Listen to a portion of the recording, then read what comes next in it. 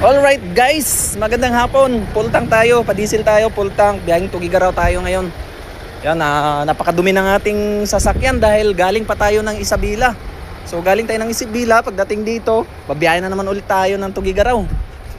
Tuguegarao, Cagayan Valley. Yun, dadaan na naman tayo sa Santa Fe. Yung last na upload ko, maraming nagbas doon na yung ginkat ako ng sub ko ng Coca-Cola, no? Sa kurbada. Hindi ako ginkat din sa lubong pala. Siya nag-overtake siya sa tin-wheeler na paakyat sila, ako pa baba. Nabigla ako doon na sumalubong. Nag-overtake siya sa tin-wheeler. So marami nagsabi dapat pinagbigyan ko daw. So kung nakita ko naman sana yun siya, mapagbigyan, kaso bulagaan nasa kanan siya Tapos blind curve, solid yellow lane. So bawal na bawal talaga.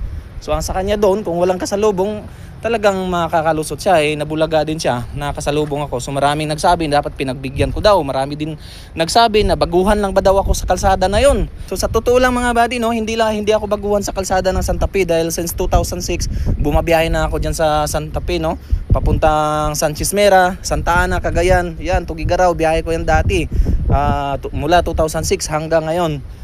Tapos ayun, maraming nagsabi na kung truck driver daw ako, maintindihan ko daw yung part ng nag-counterflow na sumalubong, yung nag-overtake sa sa kurbada, maintindihan ko daw. So ayan, no, siguro hindi niya alam na ito yung minamaniho ko. Ito yung minamaniho ko mga buddy, trailer din po yan, trailer.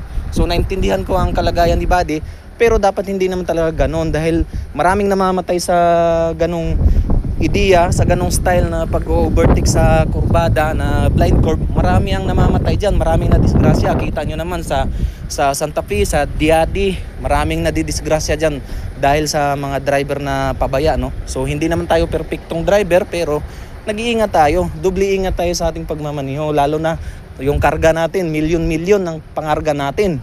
So makikita nyo, yan ang pangarga ko, papunta kaming Cagayan Valley ngayon, Tuguegarao ang biyahe ko ngayon. Yan, milyon-milyon ang pangarga ko, kaya doble ingat ang pagmamaniho ko.